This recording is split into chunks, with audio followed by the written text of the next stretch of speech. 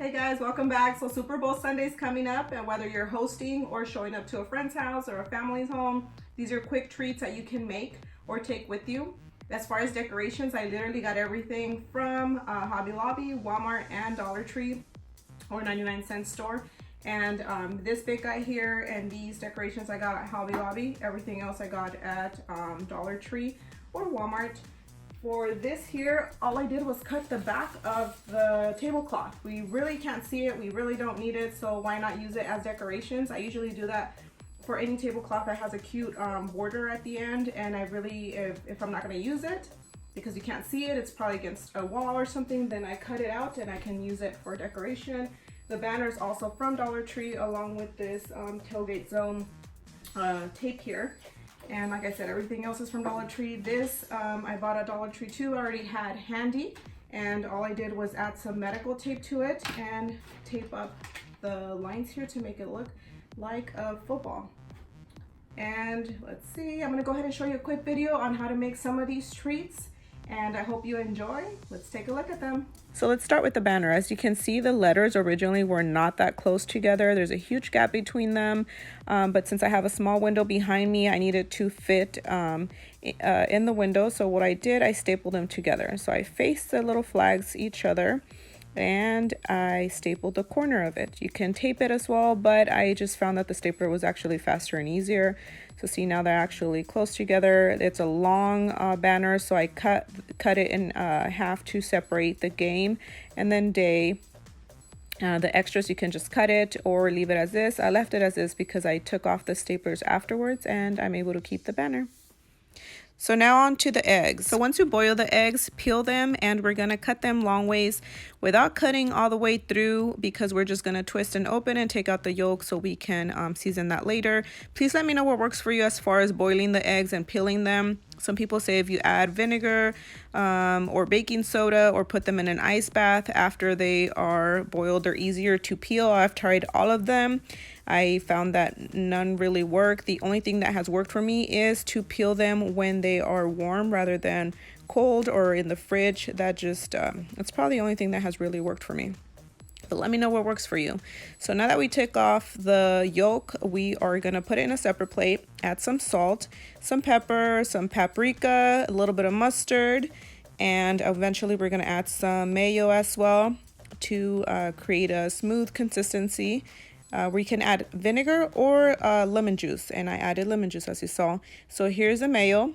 After you add the mayo, you're just gonna mix it all together, and you can spoon it back into the egg, the halves of the eggs, or you can pipe it with the piping bag like I'm doing here. With or without the tip works. It's just whatever method works best for you.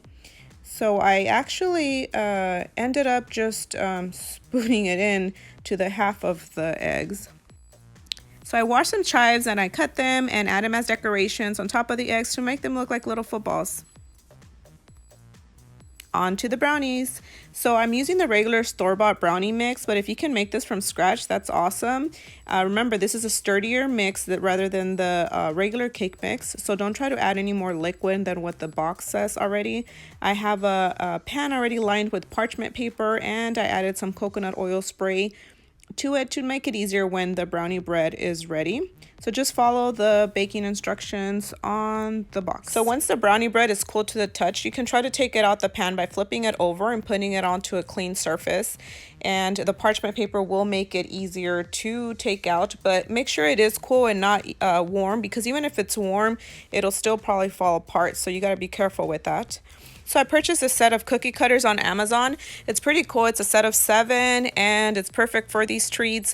They come with different sizes. I'm actually only going to use 2 of these sizes, but as you can see here, there are perfect sizes for these treats. I really like these, but if you don't have these, it's not an issue. You can always use a regular round cookie cutter and just make the shape of a football. I'm not gonna make that to mine because I just purchased this one, but you can also use a knife to cut the shapes of the football. So, okay, so going back to these cookie cutters, we're just gonna press to make the football shape.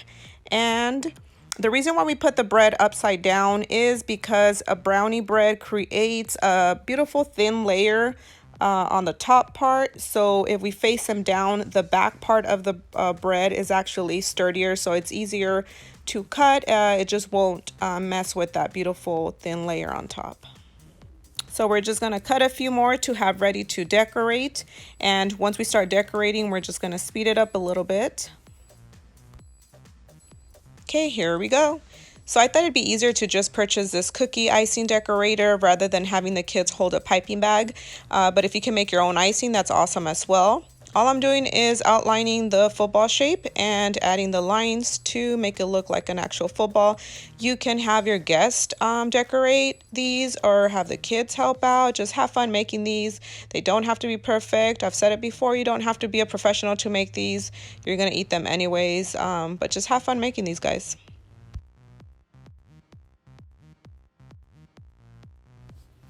Cupcake time. So again, you can use a store-bought icing and just put it inside of a piping bag and pipe it like so. We're just going from small to larger in the middle and small at the bottom. Again, just small, large, small.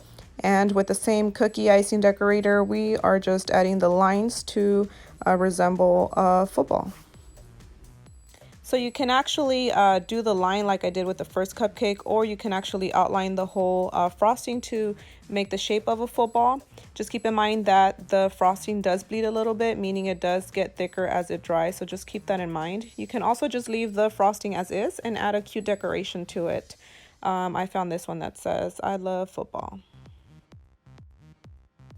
On to the strawberries. So make sure you wash them well and pat them dry individually. This will allow the chocolate to actually stick on the strawberries. I use the regular chocolate melt from Walmart, so make sure you just follow the instructions on the back of the bag.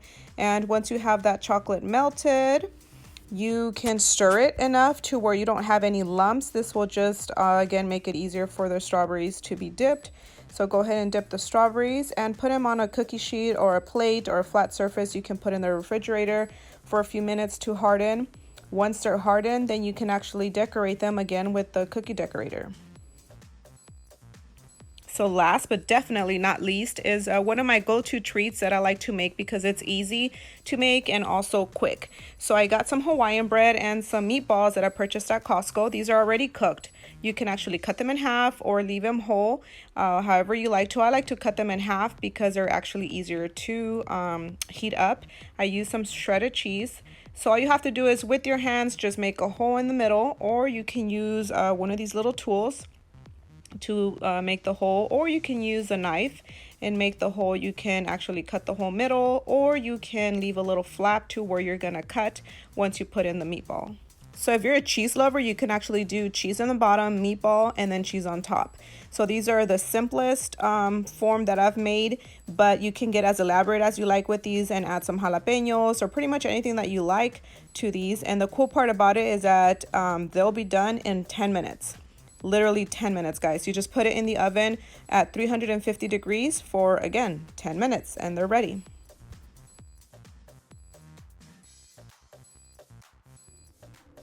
So this is how the meatballs look, and you can garnish it with anything that you want. You can do chives, the green onions, or even the crumbled bacon that they sell already. I just kept it simple with the meatballs and the cheese, and they smell delicious. Everything else that I decorated, like you saw on some of the videos, is done with the cookie icing.